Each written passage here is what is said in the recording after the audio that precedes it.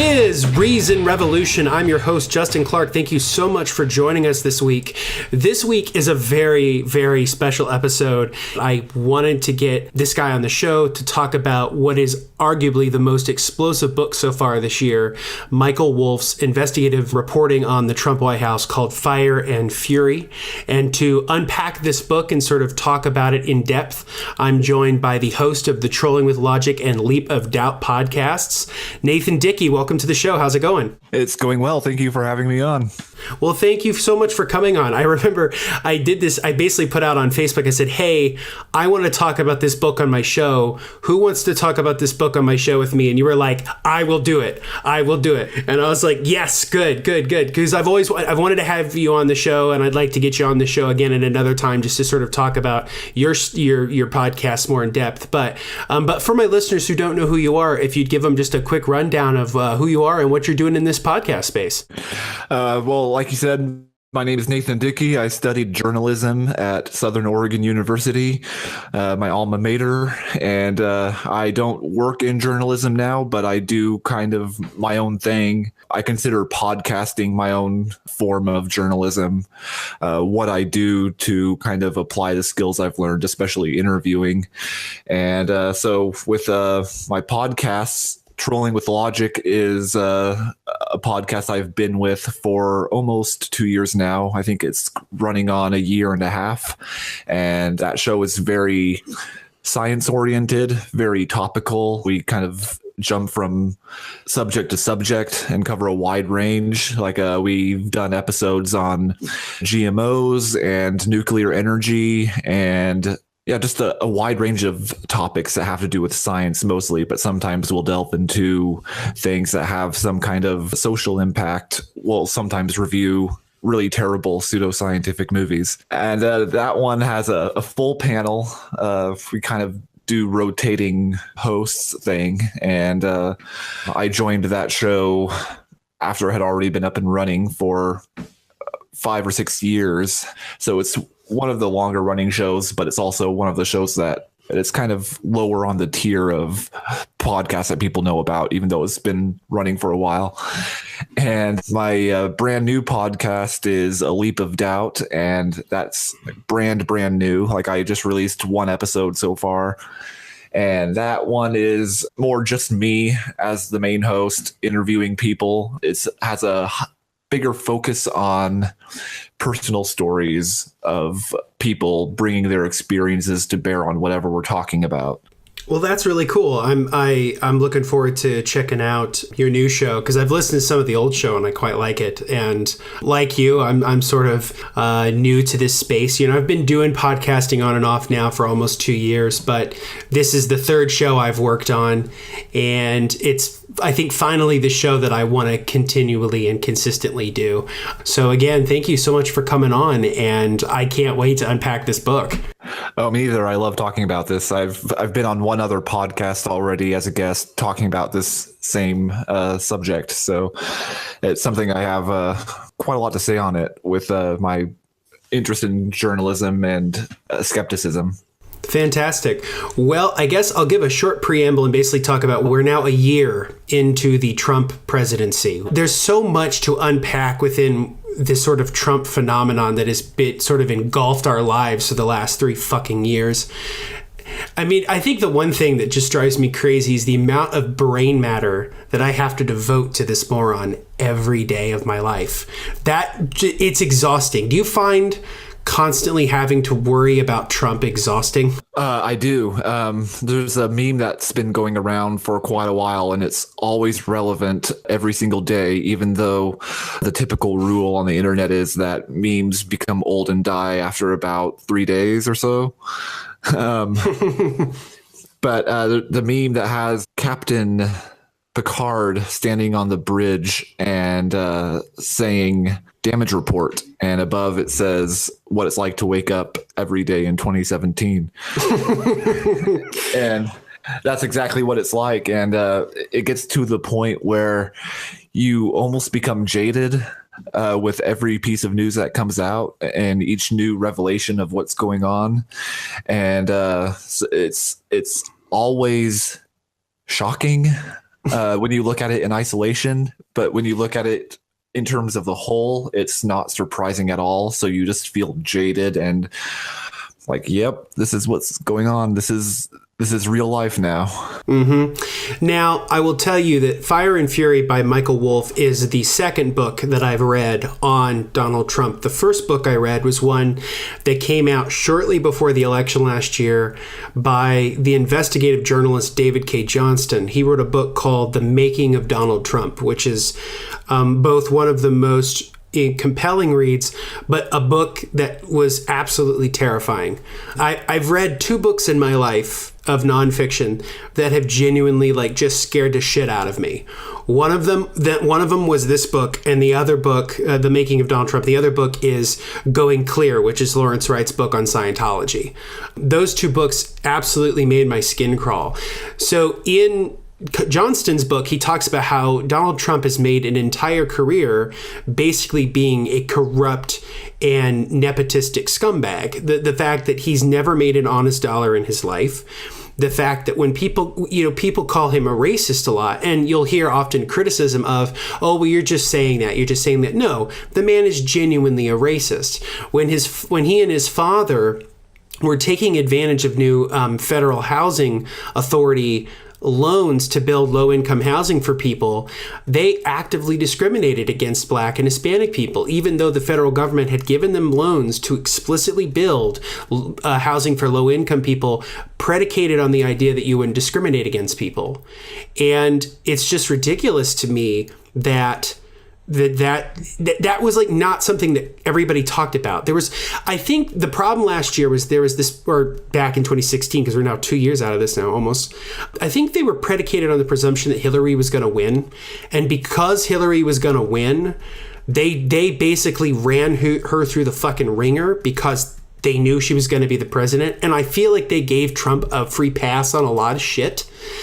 And Johnston was one of the investigative reporters that didn't. And he basically highlighted the fact that Donald Trump has ties with the mob. One of his mentors was Roy Cohn, who was tied to the Gambino crime families. The fact that the reason why Trump Tower is built with concrete instead of steel truss construction is because the concrete unions back in the 80s were controlled by the mob. And so he could get a discount. And he also hired a lot of Polish immigrant workers to build the place and didn't pay them for overtime and didn't pay them some of their back wages, which led to a decade-long lawsuit where he lost millions of dollars to them. And then there's the launch of the American Football League, where he buys a team, basically holds the organization hostage for more money, runs the fucking shit to the ground, and then sells it later. This is a pattern that Donald Trump has through his entire life, which is that he buys shit on credit, is a terrible businessman, runs shit into the ground, but because he's so big, the banks are so afraid to basically default on the loans that they give him a free pass. Because if they don't, then they're going to take a massive hit because of it. Now, American banks don't lend him money anymore because of this. This massive spending spree that he had in the late 80s, early 90s, where he just bought all kinds of shit, whether it was him buying out, I think was it TWA and making it into Trump Air, buying the Plaza Hotel in New York, buying all this shit and then running into the ground. And of course, his casinos. I mean, Donald Trump, if this is a point Penn Jillette has made, Donald Trump is so dumb that he can't make a casino make money. Casinos are designed to take money from people, massive amounts of money for people. If there was an industry where it'd be literally a license to print money, it'd be casinos. And yet Donald Trump could not figure out how to make that work. So going into reading Michael Wolff's book, I was expecting the same kind of sort of bullshit, whether it's corruption, nepotism, internal fighting, pissing contests between staff members, things like that. And boy, did we get that. I mean, this book is totally explosive. Donald Trump wanted to try to block its publication because, because the leader of the free world loves to talk about, limiting the press. Mm-hmm. And this is another example of Donald Trump's unintelligence because of who he let into the White House to observe all this stuff. Michael Wolff, who wrote a very flattering piece about Donald Trump. I believe it was in the Hollywood Reporter. Mm-hmm. But Donald Trump doesn't read. And yeah. And so, but he loved the the cover photo of himself on the cover of the Hollywood Reporter, and he decided to let Michael Wolff in on the inside on the basis of that, and because he liked the cover. And if he had called up Rupert Murdoch, who he's kind of best buds with, and asked him, hey, what about this guy, Michael Wolff? Should I let him in? Rupert Murdoch would have told him, don't get within 10 yards of this guy. Don't let him anywhere near you. Yeah, and that's the thing that's interesting. I recently just watched Wolf's interview with Bill Maher, and he tells this story about how when he was sort of describing the book to people in the White House, he didn't call it Fire and Fury at the time. He called the book The Great Transition, Trump's first 100 days or whatever. And Trump basically told him, he's like, okay, whatever, that's fine. You could sort of notice his sort of eyes glaze over about talking about books. But the general point is that he sort of talked about how Trump said to him, that's a pretty boring title. You should probably come up with something else. Which is, I think, hilarious.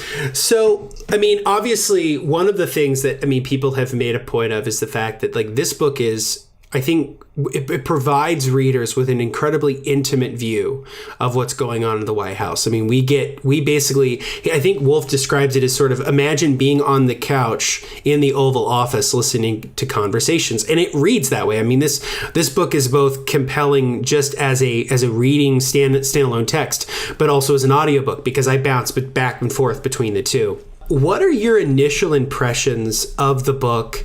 And what were some of your bigger takeaways?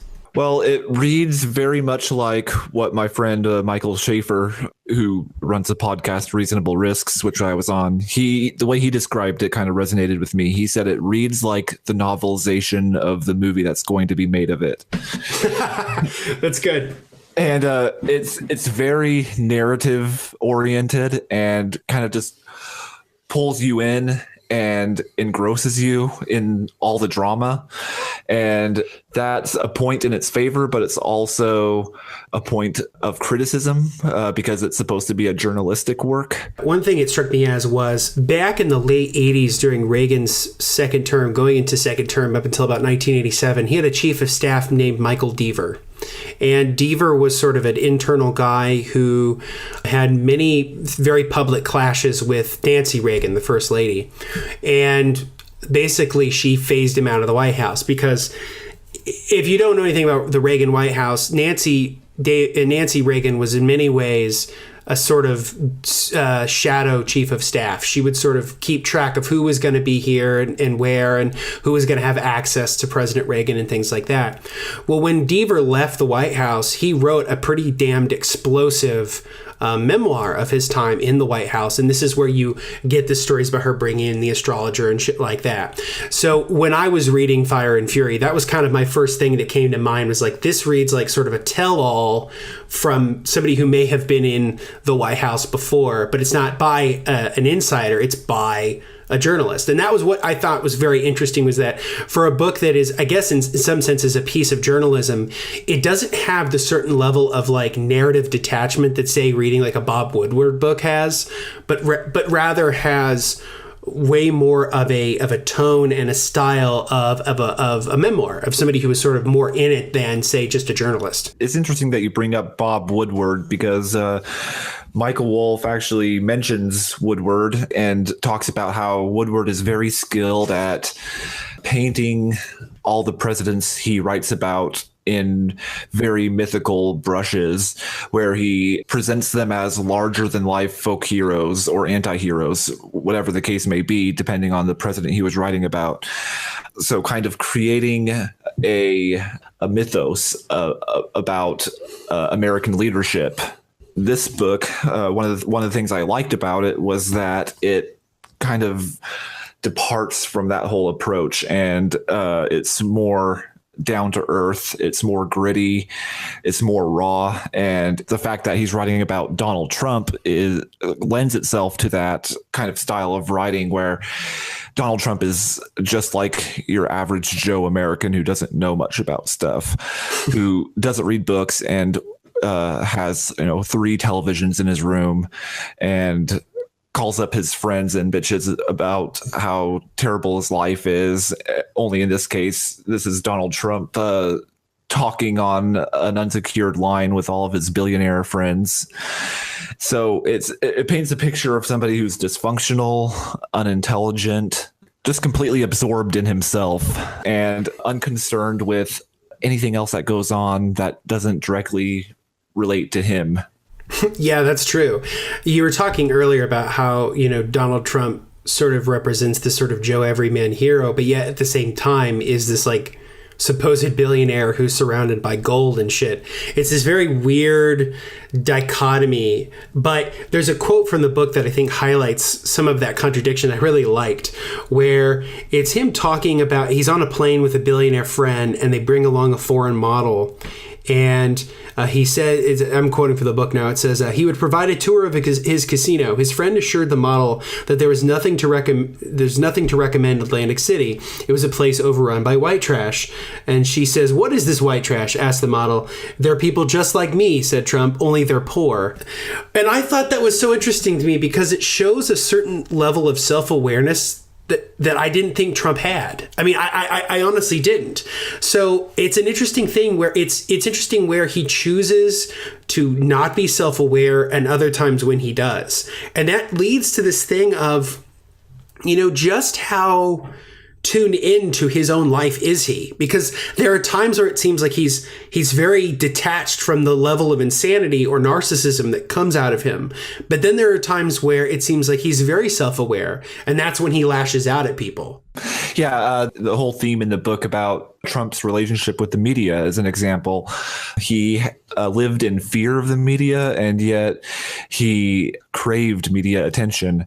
So it's one of these tensions that was kind of built into Donald Trump's personality that he was forced to become aware of in himself because of how much he feared it and how much he craved it, and which kind of brought to his conscious awareness kind of the line he had to walk to present an image of himself that people would love, because that's one of the things that Donald Trump is most aware of, is how much do people love me and how much do people hate me.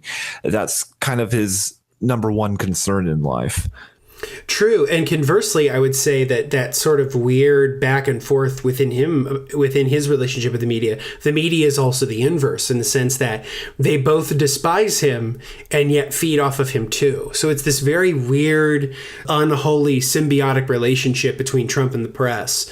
It reminds me of like shortly after the election, the CEO or the chief guy over at CNN, Jeffrey Zucker, was giving an interview, and they said, and somebody asked him, like, hindsight being 2020, would you have spent huge hours of CNN's time showing his rallies without commercial interruption and without any kind of annotations or without any kind of interruptions by journalists sort of fact checking his bullshit? And Zucker was like, yeah, we probably should have done that. But they didn't, because they made money off of him. And so it's this very weird thing where Trump says he hates the media, but it's not that he hates the media. It's that he hates when the media aren't working to his advantage. That's when he hates the media. When the media is doing what he wants, when they're doing the things that benefit him, he's fucking thrilled. For example, in the book, he talks a lot about the New York Times writer Maggie Haberman, and how Haberman has this very interesting relationship with the White House where Trump will talk shit about her, but at the same time will give her an impromptu interview for the New York Times because he likes her that much, because she's more sympathetic to him than most of the people at the New York Times. So it's this very interesting, weird imbalance between what Trump actively says, hey, this is what I'm against and this is what I hate, or what I think is the enemy of the people, mixed with the, oh, you're a good journalist, I'll talk to you, it'll be good, and that kind of shit. So I find that to be very interesting. And that speaks to my bigger question, which is just how on the ball is he? Because the book paints him as being completely off his rocker, which I think some of that's probably true. I think he's mostly off his rocker, as you say. I don't think he has much self-control over the way he handles his relationship with the media. I think it's all instinct and impulsiveness. No, that makes sense. I mean, I would say that it seems to me like he's almost like somebody who's working with a goldfish memory. He doesn't seem to remember. He selectively remembers things. It seems like sort of his long-term grudges are always going to be there, the ones that sort of he can speak about on a moment's notice. But then there are other times where he just doesn't seem to get anything at all. There's a story in the book about how one of Rance Priebus's early meetings with him, or somebody's early readings with him, where they said something along the lines of, look, you're going to be in there for about an hour, but you're only going to have about 5 minutes to actually talk about anything, because he's going to take 55 minutes up of your time. And in doing that, he's going to tell you 3, possibly 4 stories, and he's going to tell them to you again and again and again, because he's going to forget that he was telling you these stories. And so go in there with one thing to say. Don't distract him with anything else. Just give him one thing to think about. And be very clear about what you're going to say that one thing is. That was terrifying to me. I mean, we went from, I mean, say what you will about Obama, and I supported Obama. I voted for him twice. I worked on his 2008 campaign. I consider him one of my political heroes, flaws and all. Regardless of his policy decisions, and we can have serious discussions about those, he was an incredibly intelligent and gifted man who genuinely cared about ideas, who genuinely cared about what other people thought, and spent long hours agonizing over policy. And he was not an idiot. So we go from that to somebody who can barely hold a fucking conversation for 10 minutes without spending so much time just talking about himself. It's horrifying. I mean, it's absolutely horrifying. Yeah, we laugh to keep from crying. Yeah. I say this all the time. I laugh so as not to cry. Yeah, and that comes out also in the fact that the part of the book that got the biggest news when it was coming out it wasn't a revelation, but some articles treated it as, oh, this book is kind of re-emphasizing the point that not very many people were much aware of, that Trump himself didn't expect to win, and he was basically trolling the political establishment, kind of playing Bannon's game and Bannon didn't expect to win either. And so when he did win, he was kind of terrified and had to convince himself that he could be a good president. And so what he did was he would the chapter in the book that talks about Paul Ryan and Bannon's efforts to oust him from... Oh, ousting him from the position of Speaker in the House. Speaker of the House, that's it, yeah. And they were going to replace him with a guy named, I think, Mark Meadows, who was sort of the Tea Party guy. That Bannon wanted to replace Ryan. So the way that it went down was Trump was all on board with Bannon and wanting to not just remove Paul Ryan from office, but humiliate him, because it was a personal thing. Paul Ryan insulted him, and that was Trump's main beef with Paul Ryan. He didn't understand his policies or his philosophies, and he didn't care. All he cared about was that Paul Ryan insulted me. But but when Paul Ryan kind of when he sort of towed the line, because there is this interesting dynamic where the book captures how there's this internal struggle between sort of 3 wings of thought within the Trump White House.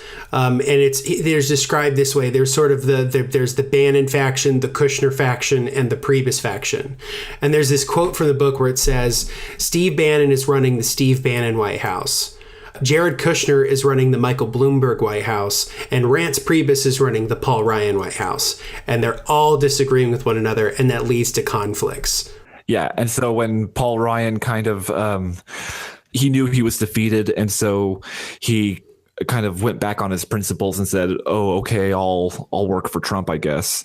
And Trump was fine with that because he didn't know what he was doing. And he said, well, if Paul Ryan knows what he's doing, then that takes care of that for me. I don't have to think about these things. He talks about being in a meeting in his one of his New Jersey properties with Bannon and Paul Ryan, and Trump wasn't paying attention to anything that was being said about health insurance, and he didn't care. All he cared about was that, oh, we finally have somebody who knows what they're doing. And I'm okay with that. So I don't have to think about this. Oh, totally. Like Trump is very easily flattered. It strikes me as that because Paul Ryan, as the book's telling, has this very uneasy relationship with Trump. But I think Paul Ryan's basic point was, I've wanted to do certain things for policy in terms of policy my whole life.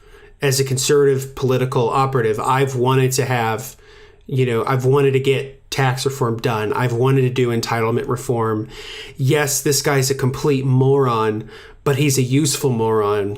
And so if I toe the line, if I find myself criticizing him, but not explicitly sort of letting him out to the wolves, then I can get what I want. And hell, I mean, that's how Mitch McConnell viewed it too, was that Mitch McConnell, being the absolute political cynic that he is, basically said that with Trump, you can put any fucking bill in front of him and he'll fucking sign it. And I mean, this is Grover Norquist's living dream, which is that, anybody with a pulse and a pen can be the fucking president. We'll just get to do what we want. And that's exactly kind of what this situation has become, because so much of the policy of this new period has come out of Capitol Hill, because and the normal, and in the book they describe this, sort of the normal political calculus is that when a president is elected, they sort of set the legislative agenda. They sort of set the tone for what the party in power and what the establishment of that party wants. And they carry that out. And they make sure, and they work with Capitol Hill to get that done. Because the Trump White House was so inept, it was the opposite, where they basically had no real clue of what they were doing, so they would follow Capitol Hill's lead. That's very interesting. It makes Congress even more, I think, stronger within the framework of our modern political system than it already was. Yeah, you have this image of Donald Trump with his pen and his bill that he's going to sign, and just all he really cares about is feeling presidential as he signs this paper. He doesn't care what he's signing. He just likes the feeling of being presidential. Mm-hmm. I've said this for a while, and I think I've said it on the show before, that to understand Trump is to understand that he's a boy from Queens who just wants to be accepted by Manhattan. I think that is the central thing that motivates him. Because his whole life, he's been told he's not good enough. His whole life, he's been told that he's nothing more than a huckster from Queens.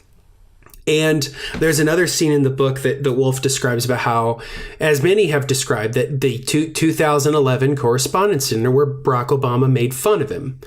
And that was the moment where it was like, you know what? They keep telling me I'm not good enough. They keep telling me I'm stupid. They keep making fun of me. I will fucking show them. And he spent the next 6 years basically proving them wrong. And that's how he got in with CPAC, and how, I mean, it's crazy how the conservative movement literally just accepted him like that. This guy who had given to Democratic donors, who had Hillary Clinton at his fucking wedding. Like, this was a guy who gave money to anybody. He didn't matter. He was pretty politically liberal relative to sort of the rich establishment, and how basically in 2013 he gives his first speech at CPAC, and he had to basically buy it by giving them a huge donation, and they only gave him like, I think 15 or 20 minutes. Cut to 3 years later or 4 years later, CPAC 2017, he and the White House fucking own CPAC. And that's, I mean, between his speech, the Bannon and Priebus roundtable discussion, and Kellyanne Conway, they fucking own CPAC. That Trumpism overtook conservatism. And I guess my question for you would be is, based on sort of what's in the book, what do you think happened with the Republican Party where conservatism became Trumpism, where Trump and what Trump represented became the standard bearer of what conservative politics was in here in America? I've wondered that myself and don't really have a clear answer. I don't think anybody does. I think. Yeah, I don't. I think the best people are like trying to come up with theories about and then kind of trace the history back a little bit, because this is something that's been in the works for a while. It's been building up to this. Mm-hmm. It's not something that happened out of the blue. There may be some really gifted political theorists who might have been able to predict the general trajectory in like broad outline, because this has been going on. I'm not sure how far back you need to go to kind of see the beginnings of the conservative movement heading in a direction where it opens itself up to being susceptible to a complete rebranding and a complete iconoclastic re-envisioning of what it was all about, even as recently as the 1960s, the Barry Goldwater kind of conservatism that's now kind of identified with classical liberalism. Yeah, I think one book that I do think highlights this, and I was actually reading it around the 2016 election, was a book called Before the Storm, Barry Goldwater and the Unmaking of the American Consensus by Rick Perlstein. It's, I think, a terrific book that highlights how Goldwater was sort of, in some respects, the Donald Trump of that period. This was a guy who was an outsider that people thought was a loon, who would never win, who, when he becomes the standard bearer, when he becomes the nominee for the Republican Party for the presidency in 1964, he basically fires a lot of, or basically forces out a lot of the Republican Party leaders and brings in his own people from Arizona. And Trump did the exact same thing with the Republican Party as well. And it seems to me that conservatism really shifted away from the notions of sort of limited government, things like that, and shifted more into finding ways of being able to use race and to use class and gender to essentially, and religion, to essentially sort of get its broader social goals. What Trump does, and I think what is a scary prospect about Trump and Bannon and others, is that he makes the subtext text. So with Barry Goldwater, his opposition to the Civil Rights Act was that it was unconstitutional and it would harm the liberties of business owners. Okay. With Nixon and the Southern Strategy in 1968, it was talking about busing and talking about fighting against certain types of quotas and things like that. And then by the time you get into the 1980s, you find other ways of doing that with social conservatism. Lee Atwater, who worked for the Reagan campaign, and I think he also worked for the Bush campaign too, there's this interview he gives where he says, you can't say the N-word anymore. It's not acceptable. But you can say other things like states' rights or busing or unconstitutional. There's certain things that we can say that are buzzwords so that racists will be happy with what we're trying to say. Yeah, the whole dog whistle approach. Yep, absolutely. And Trump did just basically threw away the dog whistle and said, fuck it, I'm just going to say what I'm going to say. And I think he did that with immigration, because when he said things like, when Mexico's sending people over, they're not sending their best. I listened to a podcast earlier today talking about how he's not talking about whether they're illegal or illegal immigrants. He's just talking about them as immigrants. And if you look at some of the president's policies now in regard to immigration, they're more focused on limiting legal immigration than trying to combat illegal immigration. And I think a lot of that comes out of the sort of nationalism and rabid populism of the architect of sort of Trumpism, who is Steve Bannon. And so I guess we have to talk about Steve Bannon, because to me, this book is as much about Steve Bannon as it is about Trump. And so I would love to sort of get your impressions of what your impression of Steve Bannon was reading this book. Because what's interesting about Bannon is that I find him to be, in some respects, the most unlikely sympathetic character. And what I mean by that is that, trust me, I don't sympathize with him. I think his politics are awful, and I think he's a terrible person. So don't take me out of context, okay? What I'm saying is that he's surrounded by people who are total fucking amateurs, who are absolute morons, and he's like the smartest guy in the room. Now, mind you, he is in some senses also an amateur and isn't always very smart. But it's got to be absolutely frustrating to be this guy who's advocating for this policy and believing that the president has your back, and the president is constantly bowled over by the Goldman Sachs people and by Gary Cohn and by Jared Kushner. And Bannon basically learns the hard way that if the choice is between Jared Kushner and Ivanka Trump and Steve Bannon, that Trump will go with his family. and that he feels no sense of loyalty to Bannon in that regard. That's what I mean about him being sort of a sympathetic character, in the sense that you can tell that the whole book is just this struggle of Steve Bannon trying to find where he fits in the White House, and then ultimately being pushed out. So I guess, what are your thoughts about Steve Bannon and how he fits within the context of this book? Okay, so he's kind of an anti-hero of sorts. That's a better way to describe it. Yeah.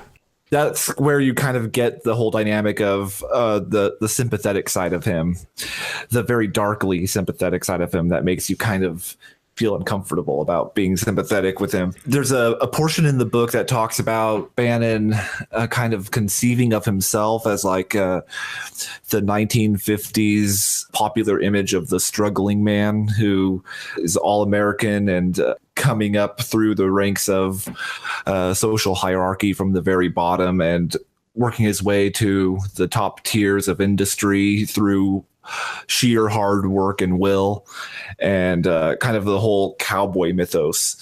And Bannon kind of envisioned himself in that way because his whole life was just a series of one failure after another and one unfinished project after another. And with Trumpism, the vision and the project that he created, he finally had the opportunity to put something in place that would be lasting and would change the whole face of global politics, which he has been partially successful at, unfortunately, because the whole conservative image has shifted. The whole conservative movement has changed largely as a result of Bannon's efforts and Bannon's vision for kind of doing away with the whole facade that conservatives have adopted of playing nice with everybody else. And Bannon was having none of that. He was kind of just, as I said before, he's iconoclastic. He wants to reinvent conservatism. No, I think you're right. I mean, he's doing something that is very strange, where if you actually look at sort of the economic policies that he's advocating for, they are not the standard of the Republican Party. They're the kind of economic policies, whether it's, harsh tariffs on imports or direct Keynesianism, so priming the pump and advocating for government spending to combat either low employment or inequality or things like that. Those are policies that don't fit within the standard frame of the Republican Party, and that pisses him off. But at the same time, there's this other complete element to him that's the cultural, social conservatism. But it's not a social conservatism like, say, George W. Bush, where it was about sort of Christian values and shit like that. It's more about, it's even broader than that, where it's talking about the United States has a culture. Being American is a culture. We're trying to preserve that culture. And implicit with that, he's talking about being white. That there's a culture of whiteness. And that the whiteness that is existing within that sort of conservative framework that is a virtue is something he's advocating for. He doesn't fit neatly into any box. There's this discussion where, as you've said, he thinks most of the Republican Party's leadership are sort of pussies. He thinks of them as being cowardly. I think there's a point in the book where Bannon describes Paul Ryan as an altar boy who never stopped being an altar boy. And Bannon sort of saw himself as the Catholic, because I think he is Catholic, as the Catholic from Boston, who's a bit of a shit kicker, who's a bit of a tough son of a bitch, who doesn't really give a fuck. And that certainly comes across. I mean, he strikes me as being somebody who's incredibly brusque, arrogant, and an overinflated sense of his own self-importance. I mean, I would say that in the time he was in the White House, the only person who had a greater sense of his own, a greater inflated sense of self-importance than Trump was Steve Bannon. And it's weird because the book does sort of paint him as this like anti-hero who's fighting back against the what he sees as sort of the incompetence and the sheer fucking amateur hour of some of these people. And it's not just the people he was working with in the Trump White House. It's his low view of everybody around him was kind of a microcosm of how he viewed everybody, from people in the top positions in government all the way down to the man and the woman on the street. He viewed everybody in the same low way and demeaning way. But in the White House, he had a microcosm of that and dealt with the Trump White House the way he would deal with the world, basically. Like the White House and his access to various government channels was his laboratory, basically, to kind of experiment with his vision. But he kept on having problems pop up in the form of, as you mentioned earlier, Priebus, Kushner, and then Paul Ryan, who ended up being a fly in the ointment. Mm-hmm. that was the metaphor I was looking for. And so lots of flies in the ointment for Bannon, and he wasn't really quite able to achieve his vision, and his story is ultimately one of downfall, but the damage that he caused is done, and so his legacy is alive still, even though he doesn't really have much access to it anymore. Oh, totally. I mean, with the recent immigration proposals released by the White House this week, those read like Bannon. They are right out of Bannon because of the influence of Stephen Miller, who is sort of a Bannon acolyte who is still in the White House. So I guess there are other major characters in this book. So Bannon is, to me, one of the central characters, and it strikes me that Wolfe had an incredible amount of access to Bannon, both either just sort of watching him and observing him as well as talking to him. And a big reason for that is because Bannon wanted to get back at Trump. And so he decided to give Wolfe a lot of information about what went on. And so in addition to actually being kind of a fly on the wall inside the White House, Bannon also provided Wolfe with a lot of really embarrassing and damning information as a way of getting back at Trump. Oh, totally. Yeah. And in particular, it was also getting back at Jared Kushner, because Bannon hated Jared and Ivanka, or Jervanka as they're called in the book. And a good portion of the book is spent talking about this clash between Jared Kushner, Ivanka Trump, and Bannon. That Bannon wanted something very explicitly different for the Trump White House and for Trumpism. And Jared and Ivanka didn't, because of their sort of cosmopolitan, sort of middle of the road politics, or at least what was perceived as middle of the road. I think they get a lot of unfair credit in the press about being sort of these moderating forces, when I don't think they are. And do you think that Wolfe kind of echoes that sentiment of them being a moderating force?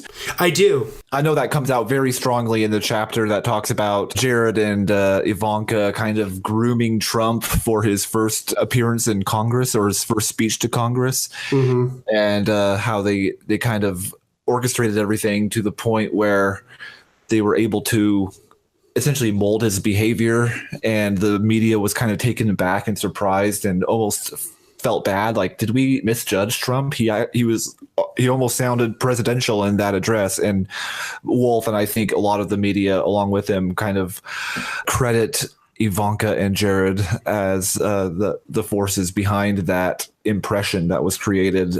And I'm not sure how accurate that is myself, because I haven't really looked deeply into that particular aspect of Trump and his family.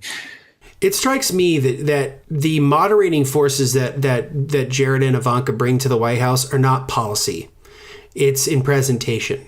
So, yes, I think that they're there, and they do help him sort of not be a completely unhinged maniac, which in that respect, Bannon brought out the most extreme and virulent form of Trump, and Jared and Ivanka bring a more restrained Trump in terms of the personal.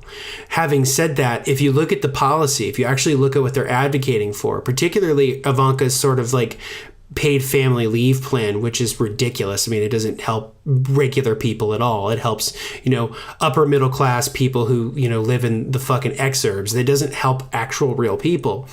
It strikes me that they are sort of champagne Democrats, that they're Goldman Sachs Democrats. And that's how Wolfe describes in the book. And I would agree with that. But this idea that these people are like centrists or liberals, I think is ridiculous, because it seems to me that it's giving them far more credit than they deserve. Not to mention the fact that Jared and Ivanka don't strike me as being terribly bright. I go with what John Oliver did when he did a long form piece on Jared and Ivanka last summer for his show, and I think really nailed it, which is that at the end of the day, Ivanka will always be a sycophant for Trump. That she will never publicly distance herself from her dad, that she will never shit on him. She will never outwardly cross him, ever. And same with Jared, that these people will never outwardly sort of fight against him. And so my thing is, when they talk about them being moderating forces, they're only moderating voices to a point. And that I think they get far more credit where credit's due. And I guess that's one of my criticisms of the book, is that I do find that the sort of Jared, Ivanka, liberal saviors of the White House thesis is a bit is a bit thin. Yeah, it's going a little bit too far, I think, as well. Yeah. Having said that, though, I mean, I do think it's important to note that with them comes a certain level of moderation, but moderation in the way that you would think.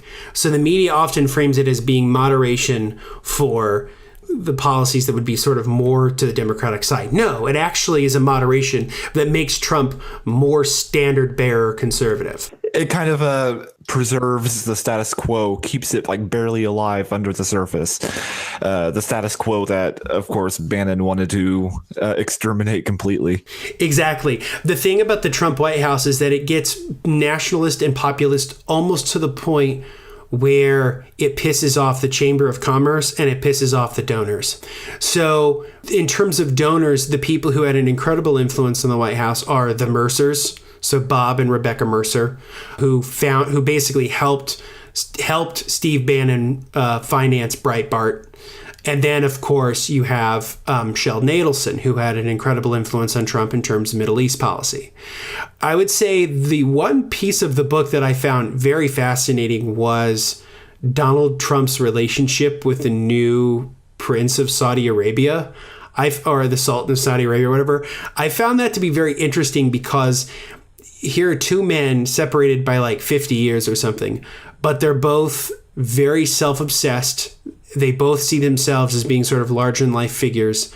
Both of them are not terribly well-read and not interested in reading, or not interested in being well-read, but are interested in sort of shaking things up. And I found it interesting that, Trump, for all his posturing about the Muslim ban and shit like that, that at the end of the day, he has this like interesting relationship with the Saudis. And a lot of it has to do with the fact that Jared Kushner, in working with former National Security Advisor and Secretary of State Henry Kissinger, helped to establish. That was the one piece of the book where I was surprised. I didn't think they were clever enough to do diplomacy like that, and I was not impressed, but I was just surprised. Yeah, and that surprise factor doesn't actually come too often in the book. There's a lot in the book that isn't actually surprising, especially for anybody who's been following the Trump news cycle for the past 2 years will know that a lot of what's in the book is out there in the open already, and common knowledge in some cases, although not all. So the book is not a shocking expose so much as it is taking all these various strands of things that have been going on together, putting them in a narrative that people find stimulating and hard to put down. It tells a story, essentially. It's not a scholarly book. It doesn't have citations or sources. It reads like a story, and that's what a lot of people want. And that's where I see the main value in the book. It's that it's a story. It's based on true events. It has, at least in broad outline, accuracy, and points to a lot of facts that would be shocking if in any other presidency other than this one, where we've grown accustomed to everything being weird. But people are going to read it, and people who may have been not necessarily against Trump, but not really necessarily for him either, just kind of ambivalent and apathetic about politics. Those people are going to read it and be surprised, I'm sure. A lot of people are going to read it and learn some things that they didn't know before, where they wouldn't have otherwise read a book like this. And that's the main appeal, I think. I think the book has populist appeal, for lack of a better word, or popular appeal is a much better and less loaded word. So I think as a work of journalism, it's not that great. As a work that has broad appeal to the general public, it does its work brilliantly, I think. And I think a lot of people are going to kind of get a better understanding of what's going on than they otherwise may have. Yeah, I think so too. And at least for me, the book was... It confirmed for me some of the general themes that I thought were right about Trump. And I think that that's what its success is counting on, is the sense that it's an explosive book. It's a spicy sort of narrative. And I think what also catapulted it to the status that it got was, they always talk about the Oprah bump. Like if Oprah mentions a book on her show, that it'll get a huge bump in sales. I feel like that this book got the Trump bump, in the sense that Trump talked shit about it, and had Trump, and this is so true to his form, if he had just shut the fuck up for one fucking minute and not bitched about it, nobody would care as much. But it's the fact that he spent so much time criticizing it and like, I'm going to try to get it stopped from publishing and shit like that, that people got interested. It had the opposite effect. And for a guy who says he knows how the public works and how the press works, you'd think he'd be smarter than that. There's a portion in the book that's quoting him, and I love the portions in this book that just like quote him verbatim. Yeah, I know. The audiobook is hilarious because when the guy who's reading the audiobook is like doing his version of Trump, you get a sense at how just truly fucking stupid Donald Trump is, and how he cannot string a coherent thought together. It's remarkable. The part in the book I'm thinking of is, I think it was his CPAC speech. I can't remember if it was the 2011 one or the 2016 one. I'm pretty sure it was the 2016 one, where he said, believe me, nobody knows the First Amendment like I do, and nobody loves the First Amendment like I do. I love the First Amendment. It's the best. He describes it as if it's like the best steak dinner at a fucking restaurant. Yeah, and nobody loves it better than him, believe me. That's just crazy to me. I mean, there's so many like bits of that where he's like jumping mid-sentence. He can't hold a thought together. I love, and speaking of that, not holding a thought together and not knowing what the fuck is going on, I loved the quoted portion of him talking about health insurance. And was it a reporter or some White House official asking him what priority health insurance and health policy has in the White House? And he said something to the effect of, I'm pretty sure it's in the top 10, maybe 12, maybe 14, definitely in the top 20 though. I know. It's so fucking funny. It reminds me of when John Oliver again did that bit about a couple years ago about Trump's plan for doing the wall, and how Trump over time kept making what he thought the wall would be more expensive.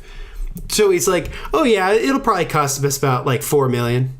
And then in an next round, it's like, yeah, probably 6, maybe 7, 8.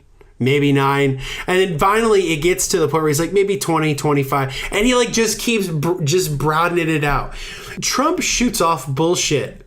Like literally it's like it's a sawed off shotgun. And so just the shrapnel just kind of flies wherever it's going to hit. And if it hits something, it hits something. And if it doesn't, then chances are people will forget about it. And the sad thing is that Trump supporters are not going to be fazed by this book at all. No. They're not going to care about it. Not at all.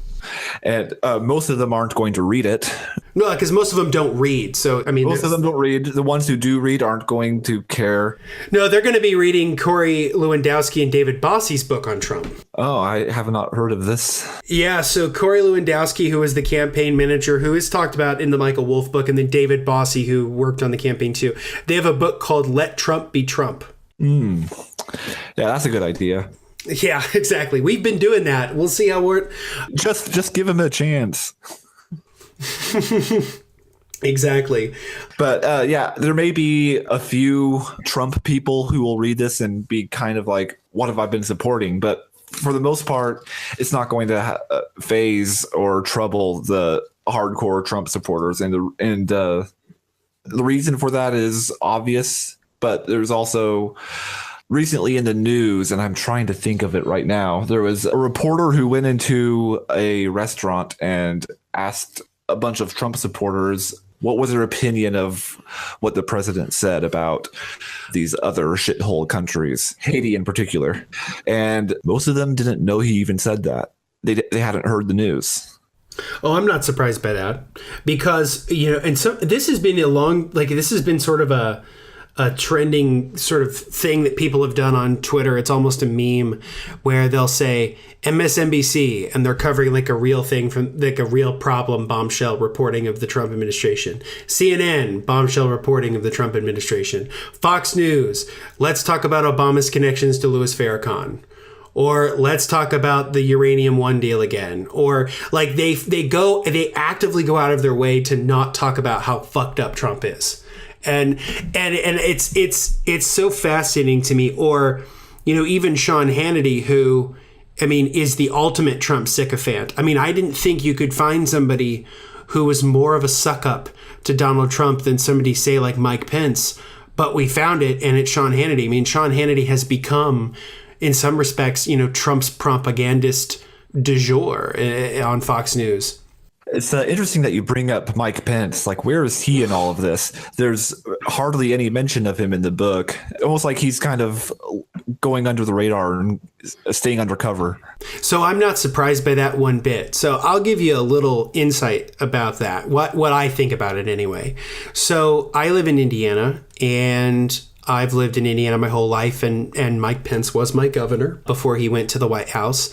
And I used to work in the State House when Pence was governor. I worked in the tour office. I wasn't a policy person, but I worked as a historian and a tour guide of the State House while I was in my master's program. And I got to know the staff of the Pence governorship fairly well. I got to his secretary, Katie, who was very, very nice. And everybody in that whole thing, like whether it was some of his closest political aides or others, like those people were both very disciplined, very intelligent, and very organized and very cordial. Like they were very like beyond professional. I didn't agree with their politics at all, and I still don't. But those people ran a tight fucking ship, period. And in the book, Wolfe describes the staff of the Pence vice presidency as being exactly that. And I'm not surprised, because I knew he took a lot of the same people. What I think happened was the vice presidential team probably were smart enough to realize that this guy was gonna write a tell-all book about Trump. And they were like, you know what? We're not really gonna talk to you. Or if we do, we're gonna do it in an anonymous way.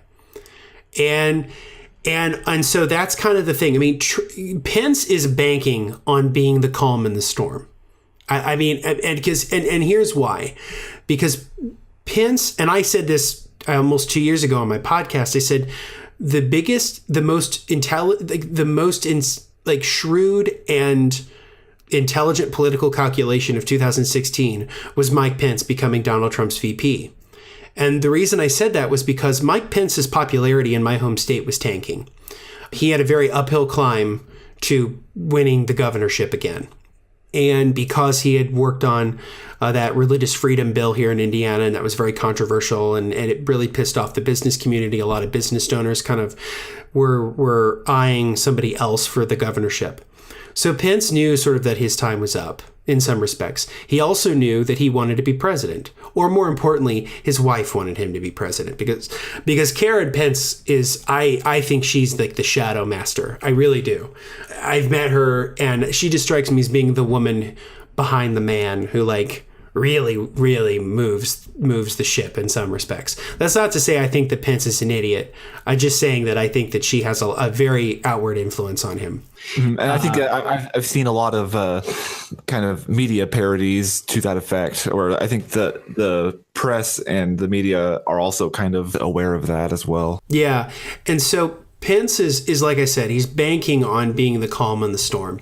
And by doing that, he's got a damn good shot of either becoming, so like, let's say the Democrats get control of Congress in 2018. There's a damn good shot that Trump will be impeached. There's also a very good shot that Trump could also resign, that if the Mueller investigation gets too close to the money, that Trump will resign. Or what I think is the most likely scenario is that he's just not going to run again, that the Republican field will either actively challenge him as a sitting president, or they will find a way to have him not run again. And in that void, we'll jump in Mike Pence. Because he will make everybody sort of happy on that side. Having said that, I will also say that Jeff Flake is going to be running for president. And anybody who doesn't think he's running for president is lying to themselves. Jeff Flake will run for president. There's no doubt in my mind. He's, with him leaving Congress, he's written a book, he's talked shit about Trump, he's established himself as sort of the anti-Trump conservative. He's going to run. And it's not a matter of if, it's a matter of when. And so I'm thinking probably sometime late next year or mid next year, there's going to be some serious discussions within the Republican Party about what's going to happen. So Pence fits in there somewhere, but like with many things, it's very hard to figure out exactly where he fits in. That's kind of my short take on that. But what were your impressions of Pence from the book? Because I'm always curious about people who don't know, who don't live in Indiana, who sort of read about Pence. Because I have a lot of just firsthand experience with him. I've met the guy. I've worked, like I said, I worked in the State House. So I just like to get what your sort of impressions of Mike Pence are. I don't know that much about him, and he's not very present in the book. I do know that he's he tries to be more of the staunch Paul Ryan type conservative who's like trying to, like, the calm in the storm, trying to be like the mature adult in the room, but it doesn't work out that way. His public image is now one that's associated with, what's it called, gay therapy? Yeah. He was gay deconversion or gay conversion therapy. I'm not sure what it's called. No, he was an advocate for that. Mike Pence is a very extreme religious conservative. But his disposition almost doesn't reflect that. His outward disposition and the way he talks and the way he interacts with people doesn't reflect the way he really is, which is an extreme religious fundamentalist conservative. He even stood up in the Hamilton play and thanked the actors for reading out their little message to Trump. And some parts of the media kind of misrepresented what he was actually doing when he stood up and addressed them. No, I think you're right. I mean, Pence, in my estimation, is the consummate non-entity. Before he was governor, he was a congressman. He was a congressman for about 12 years. And during his time in Congress, he was a congressman from an area in Indiana called Columbus, which is where he's from.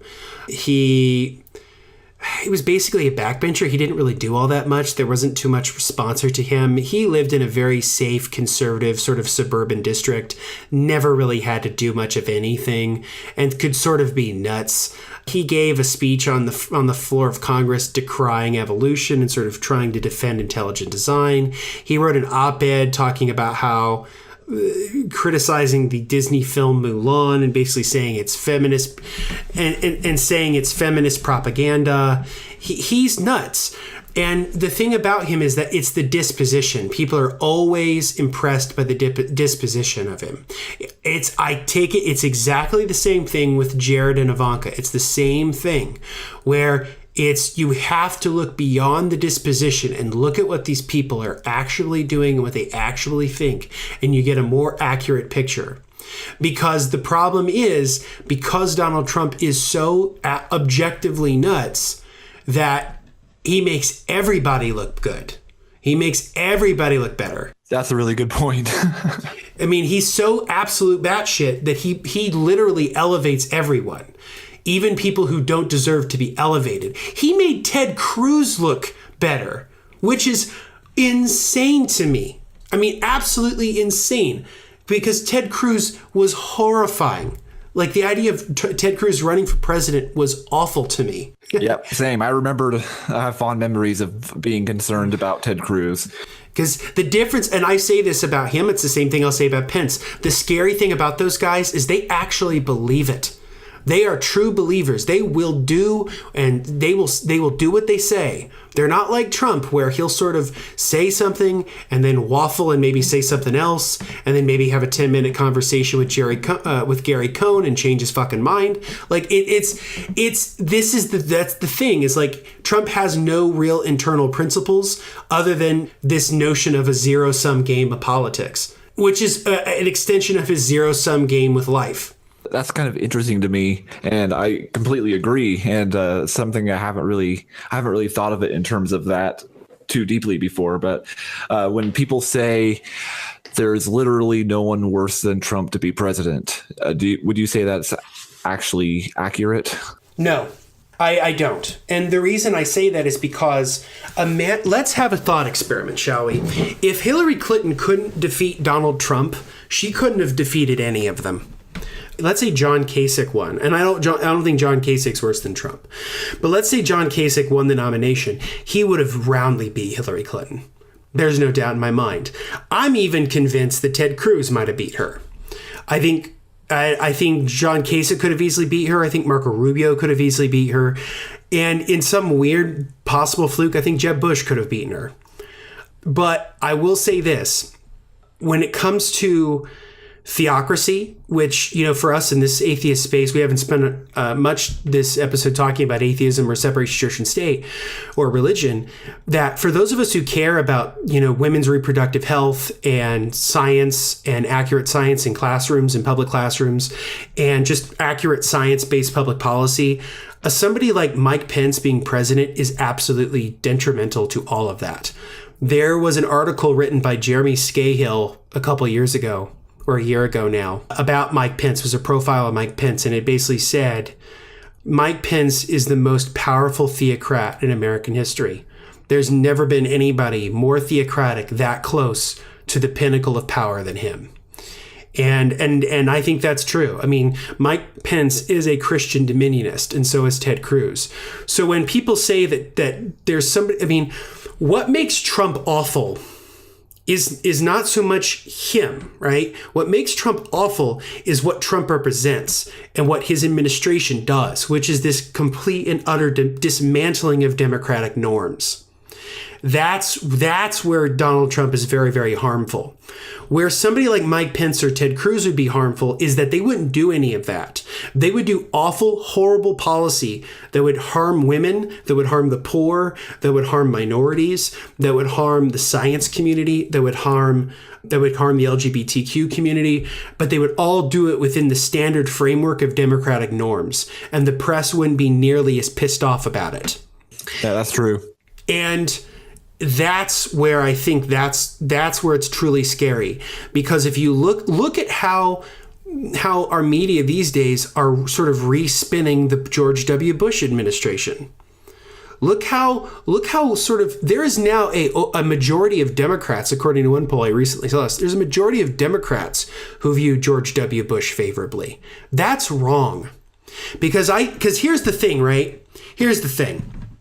Despite all of Trump's flaws, and there are many, and he has done an incredible amount of harm to our democracy, he didn't start a war with a lie and run our economy into the ditch. He's not somebody who created an entire program of torture.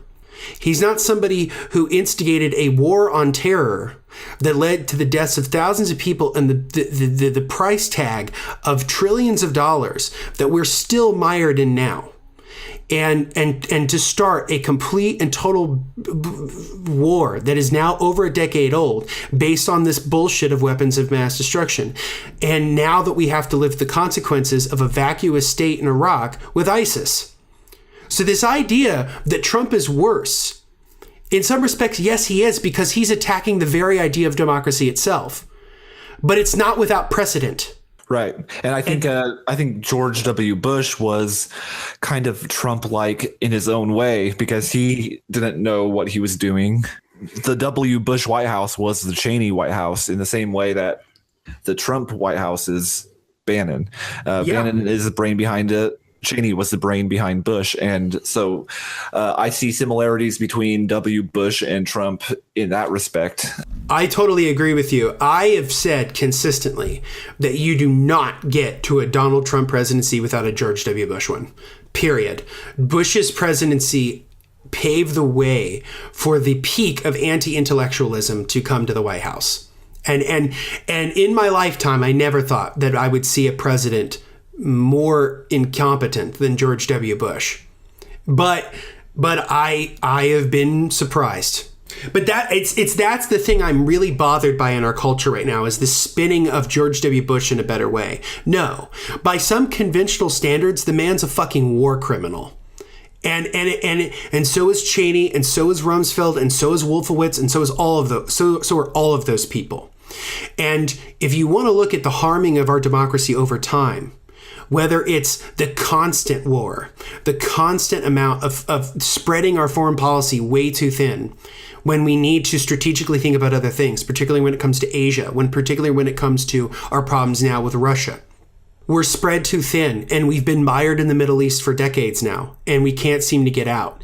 You have that. You have the fact that he led a subprime mortgage crisis. I mean, I just want people to understand that George W. Bush was the worst president in modern American history until we got to Trump. And the only thing that makes Trump worse is that Trump is just incompetent, and Trump is just outwardly racist and does things that are outwardly dismantling of democratic norms. Had he not done that, people maybe wouldn't be as hard on him. But it's the personality. That's what it is. Trump's personality sort of breeds conflict. George W. Bush's didn't. He was just this bumbling fucking Texan who had a bunch of neocons from the Nixon White House around him. He had that Southern charm about him. Yeah, and he seemed normal. Like, in that context of it, he seemed normal, right?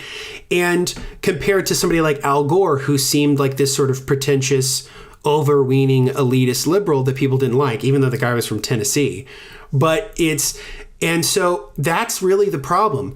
I also think it's no surprise that both George W. Bush and Donald Trump came to the presidency without winning the popular vote and with it winning the Electoral College. And that is something I think is important to note here. So this is the main thing I've really worried about, is that, and this goes back to what I was saying earlier, which is that Trump is so objectively bad, he makes everybody else look better by comparison. He's even doing that to people who aren't in his fucking White House. And that is a terrifying notion to me. Sorry, I don't mean to rant about this. It's just, I saw this poll yesterday of a majority of Democrats favoring George W. Bush, and I lost my fucking mind. Because look, I grew up, I came to political consciousness in the George W. Bush years. I remember how fucking terrible they were, and how much what Obama represented was a rejection of that.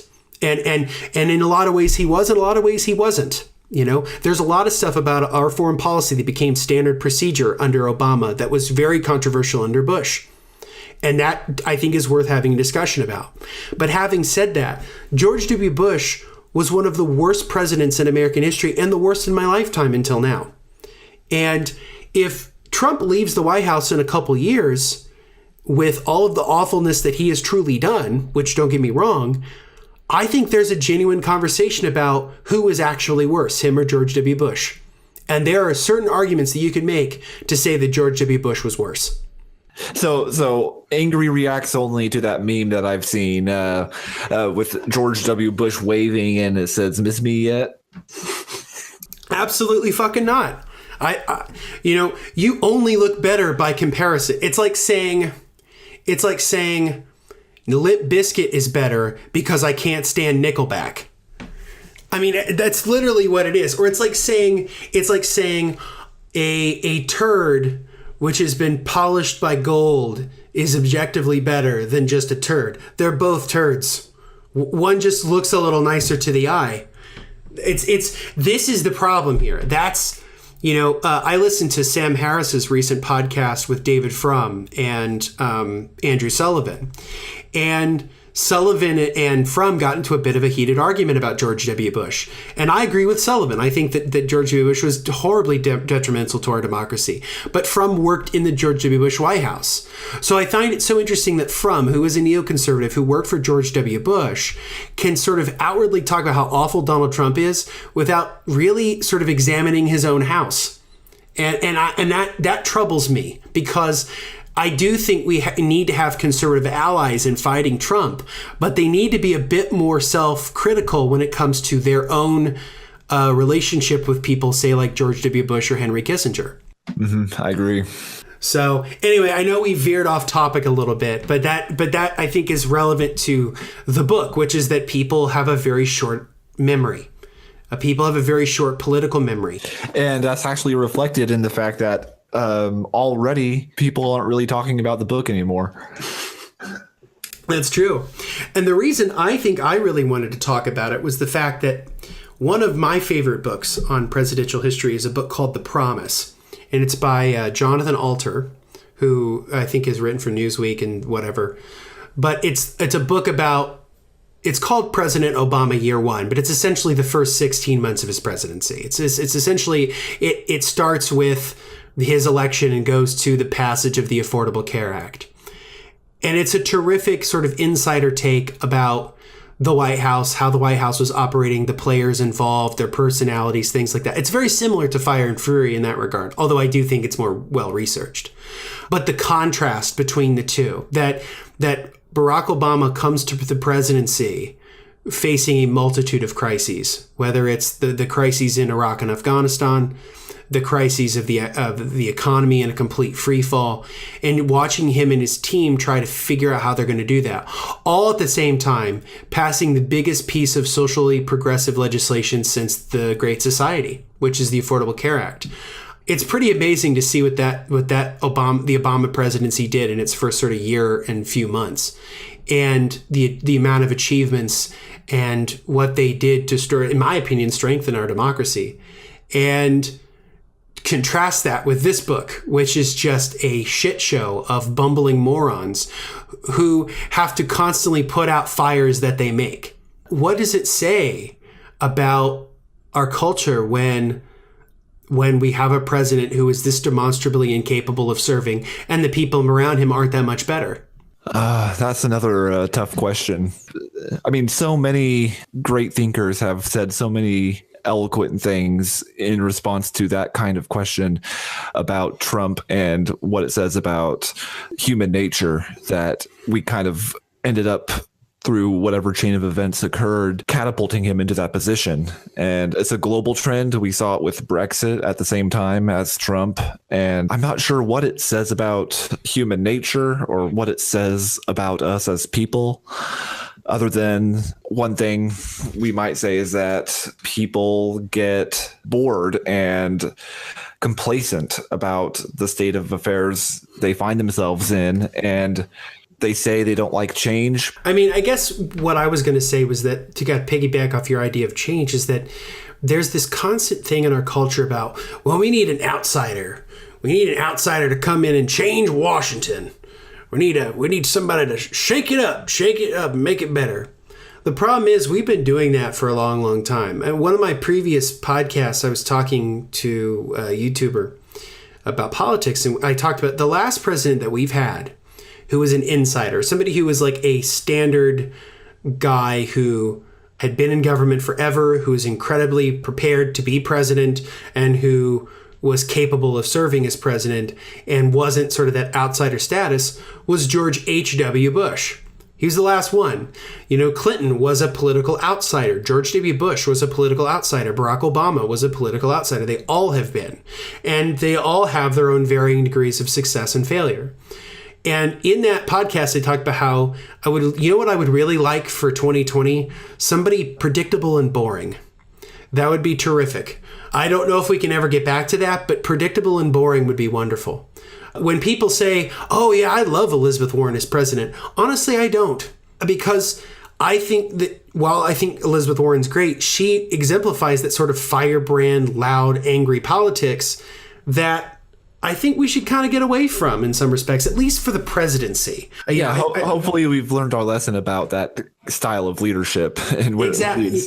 Exactly. And that's kind of what I was getting at with people being bored and about their situation in life and what the media kind of teases them with. So some people have pointed out, although not many, because I think that it's probably not that significant. It might be significant to like people who have a cyclic view of history, even though the period we're talking about is too short to be viewed in kind of the way the cyclical view of history works. But this idea that these things kind of just revolve around naturally. So we have strictly a hardline conservative leader, then a more progressive one.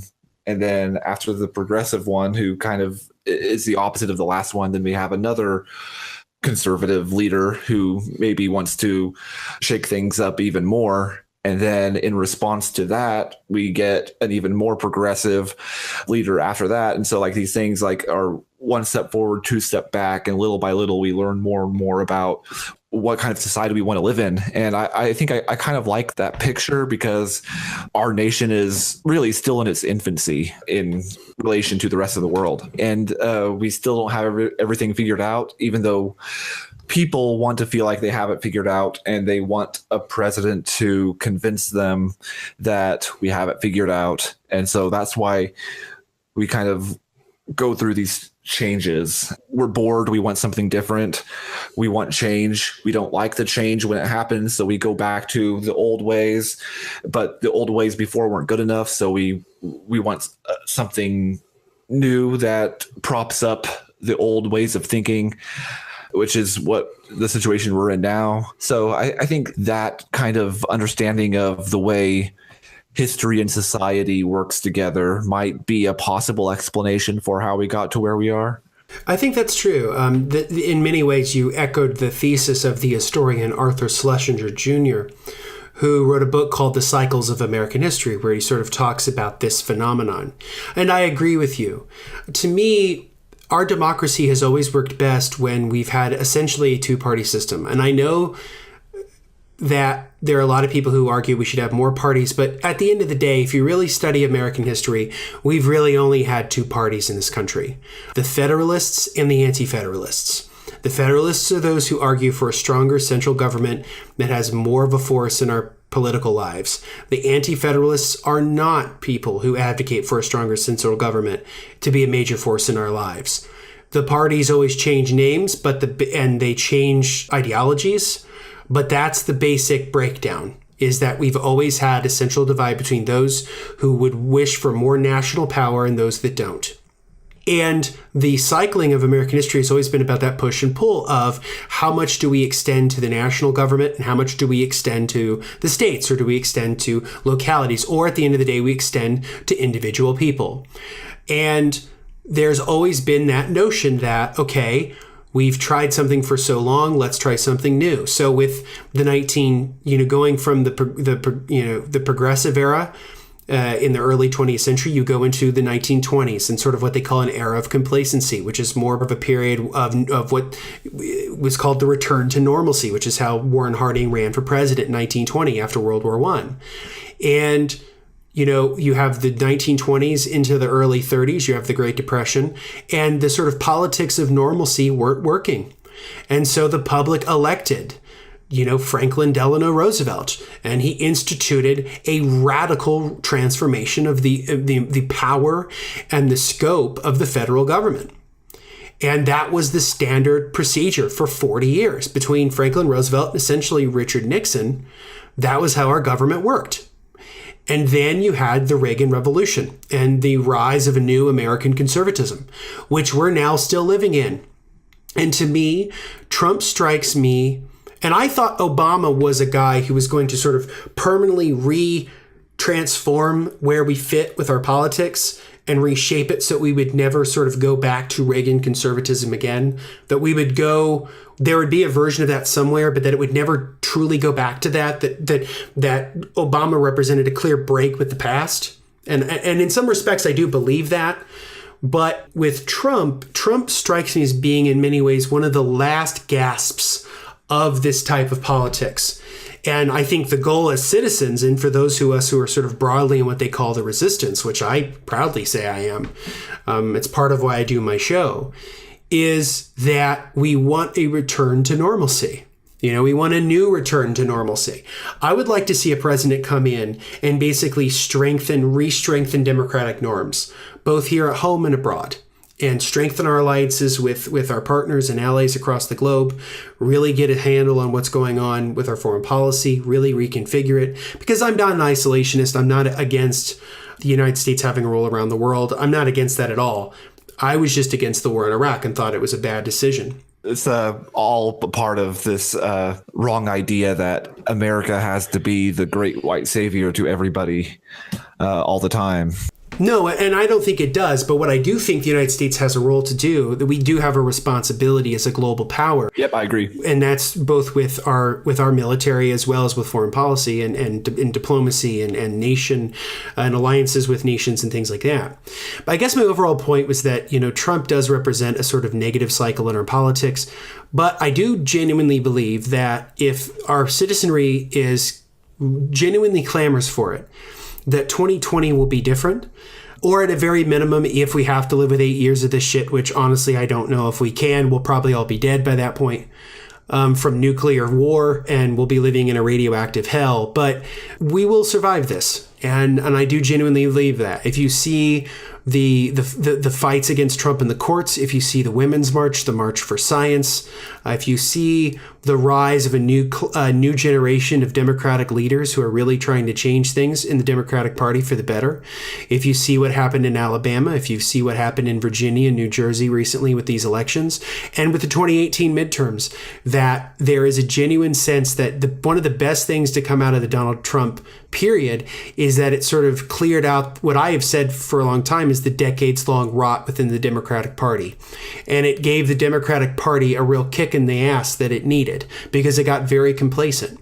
It got extremely complacent. And not just complacent, it was never willing to learn the psychology and the communication skills that the Conservative Party, ever since the 1950s, have been educating themselves on and applying. Absolutely. And so, the conservative movement, they know how to talk to people. They know how to do outreach. They know what makes people tick. They've studied the psychology. They know all the media tricks, how to get inside people's heads and tweak their emotions. And the other side, the more empathetic and progressive side of politics, they haven't really understood the need to do the same.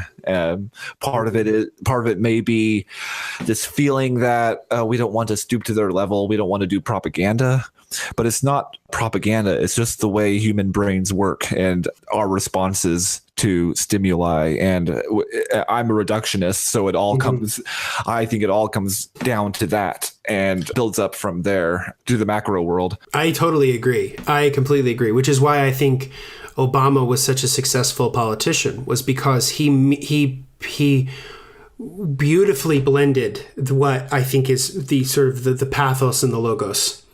That he was incredibly adept at being able to both be an incredibly deep thinker and policymaker and somebody who genuinely cared and thought about issues, and paired that with an eloquence and emotional gravitas that motivated people. And that is just that. That's why I'm not saying that we couldn't achieve that again, but I'm saying that like Obama is a once in a lifetime or once in a generation leader who's very good at that. Bill Clinton was too. And so I would say for the Democrats, the person they run in 2020 is somebody like Clinton or like Obama in that sense. The person who combines the pathos and the logos, who really gets who has a good sense of policy, who is a deep thinker, who genuinely cares about issues. And you pair that with an emotional weight and an ability to speak with people on a broader level that appeals to their emotions and appeals to their values, because that's what the Democratic Party always misses. They always think too much with their head and they don't always think with their heart. And that's where they fail. That's where they fail. And it's not stooping to your level. If you have good policies that people want and you articulate them well, you can be passionate. I mean, look at Bernie Sanders is a great example of that as well. So it's possible. It's absolutely possible. This whole discussion made me think about if we're like trying to go with a positive note.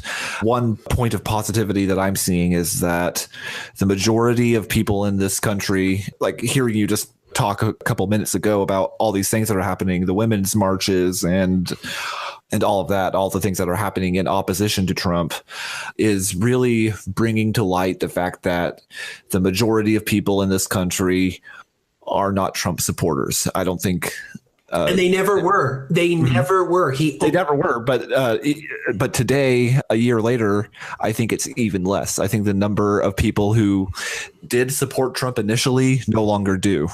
Oh, I think you're totally right. He's always had a permanent about 35%, and he'll always have them to the very end. It doesn't matter. So this contrast is really striking to me because on the one hand, we have this corrupt, unintelligent, alt-right bigot in the White House.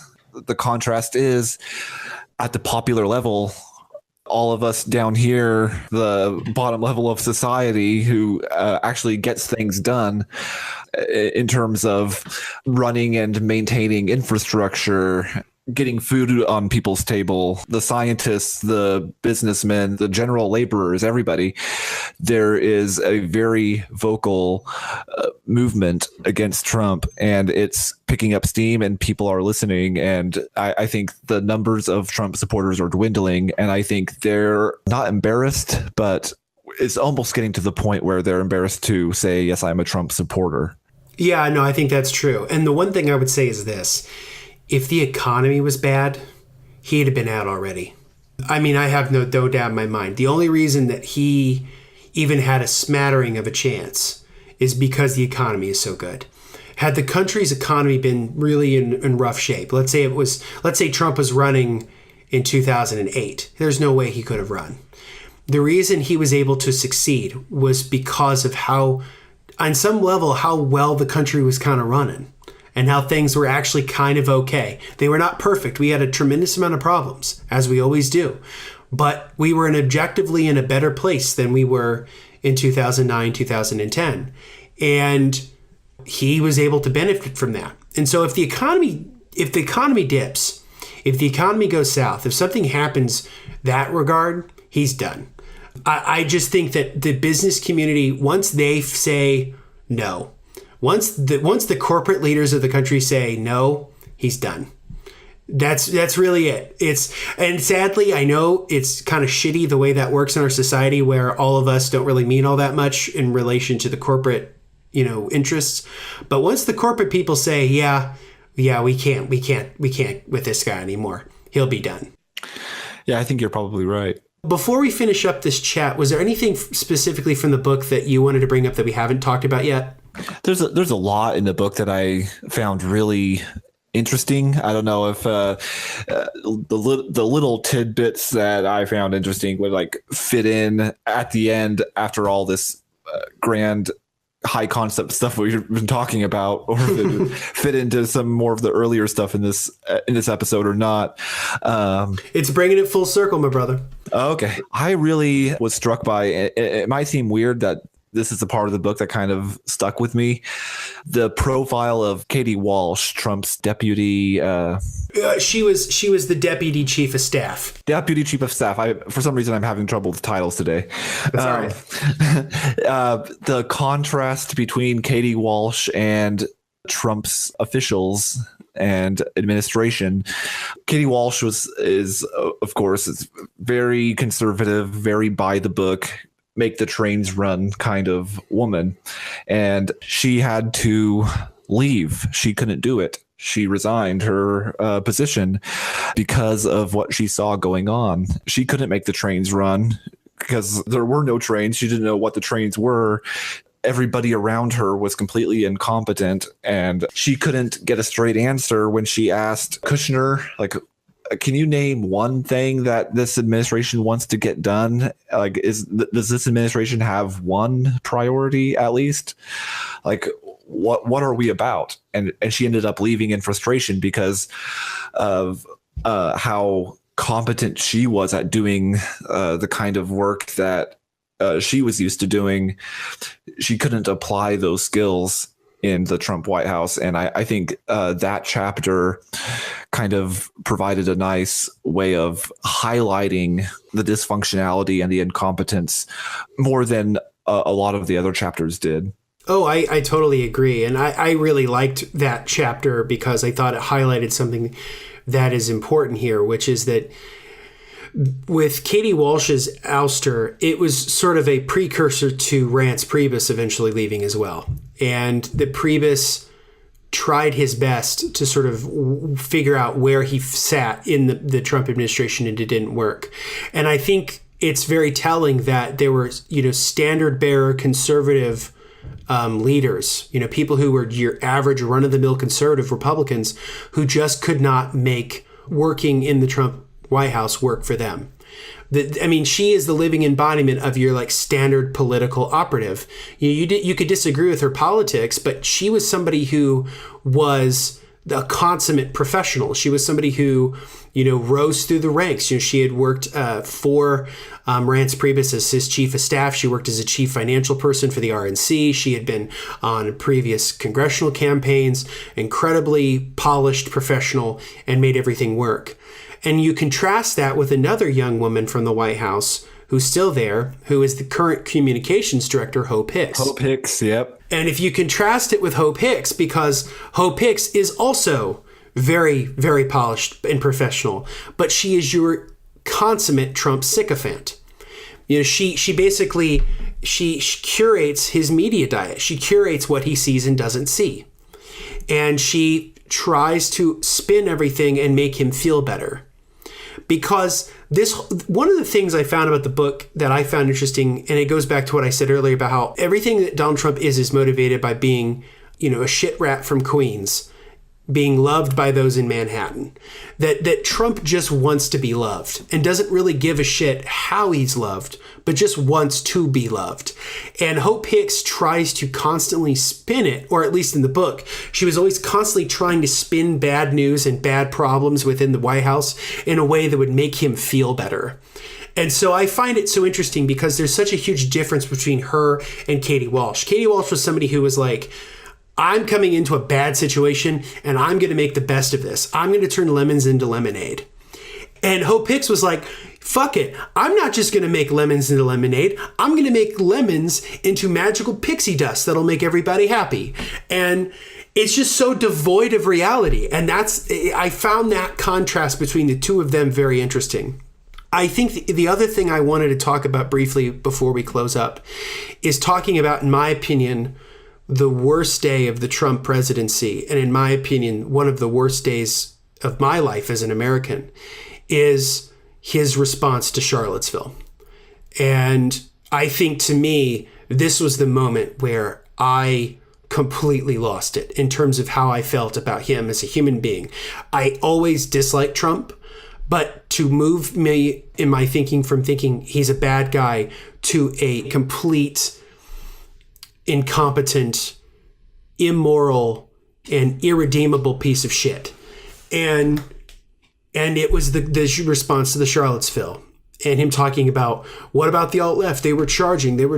What about the other sides? What about all that kind of stuff? And watching all these people around him, and they just had to sit there. And at a moment where he could have really saved his presidency in some respects, he could have done the right thing and just said the right thing and moved on. He refused to because the media did give him shit for his sort of nonchalant response. They didn't believe him. And instead of just shrugging that off like other people would do, he took it personally and then just said what he really was going to say. And I found it to be one of the moments where I realized, I'm like, I know what side you're on. I know what side you are wanting to placate to. And I know the people who you are willing to connect yourself with in in the benefit of trying to continue your pursuit of power.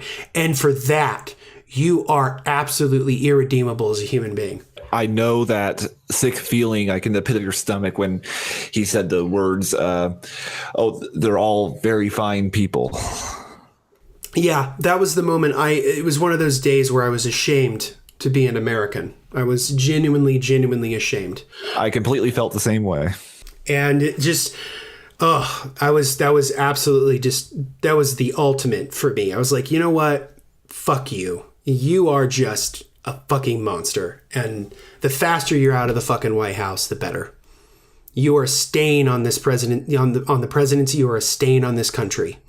And the sooner that we put you in our back window, the better we'll be. Mm-hmm. And the sad thing is that this will be a stain this is going to be a permanent stain in our country's history that future generations are going to look back on and look at with shock and awe, with embarrassment. And contempt. And contempt, yes. And they should. And because I feel all of that now. It's the embarrassment was the one thing that bothers me a lot. It's the feeling I feel a lot about when it comes to Trump, because the world thinks of us so little now because of him, But anyway, it's just that was a moment that just really, bummed me out. And I thought Wolfe, documented that whole episode pretty well. Well, I hope. I was thinking as I was reading through the book, is this going to be a trilogy? And I'm actually hoping it won't be a trilogy because I hope he won't be in office that long. Same. My real hope is that he's either impeached, he resigns, or he's just defeated in 2020, either by the party itself or by a Democrat. I'm leaning on that third one. I think that I was too optimistic, as I know, because I think Keith Olbermann was almost too optimistic in thinking that Trump would either resign or be impeached. And there's a possibility of that happening. But I really think what's generally going to happen is that the 2018 midterms are going to be bad. The Democrats are either going to get the House, the Senate, or both. The government will sort of run on divided government where the Democrats will sort of wield their power against him, which I think is a good thing. And then in 2020, he'll either be beaten internally by the party or he'll be beaten by a Democrat. And that Trump will finally be out of the way, but Trumpism will not be. And that's, I think, the broader thing we have to fight as a culture is that Trump will eventually be gone, but Trumpism will not. And what he represents will not. And that a lot of that has been normalized. And that we shouldn't want that normalized and fight it being normalized. Exactly. Well, Nathan, thank you so much for coming on the show. This has been, I think, a very thoughtful and in-depth conversation about the book and just Trump in general. I think it's important that we have these conversations because I think that the more people learn about just how truly despicable he is, both politically and personally, I think the more people will genuinely leave him behind. And I think that's a good thing. Yeah, I had a great time. I thought it was a great conversation, and I really enjoyed the way we kind of went way beyond the book itself, which is something that not a lot of media commentators have been doing, and to talk about kind of the deeper issues behind everything. So, well, I really liked the conversation. Fantastic. Well, where can people find your stuff? I am on Twitter. My handle is @thenatheist, and that's just the word "the" and then atheist with an N in front of it. So The Natheist. I'm on Facebook mostly. I'm not as active on Twitter as I need to be, or I'd like to be. But if you just search my name, Nathan Dickey, on Facebook, you should be able to find me pretty easily. And Trolling with Logic has a website, trollingwithlogic.com. My brand new podcast doesn't have a website yet. It's not even on iTunes yet, but it will be soon. But you can find that linked in various places on Facebook. The first episode is available now through Libsyn. And I think that about covers it for where people can find me. That's great, Nathan. Thank you so much. And as always, you can follow me on Twitter, Instagram, Facebook, YouTube, and Tumblr at The Daily Clark. You can always find me there. Follow us on Facebook, facebook.com/Reason Revolution. We just hit over 1,000 likes. Thank you guys so much. You can check out our website, reasonrevolution.org. You can find all the episodes and available additional content there. And then you can also support our podcast by hitting the support tab on reasonrevolution.org. We appreciate the support. And thank you to my dear friend Jeremy Casey, who has become our first monthly contributor and donor. Thank you so much for your support. I really, really appreciate it. Without you and without those who have donated, this show is not possible. So thank you so much. Until next week, this has been Justin Clark, and this has been Reason Revolution.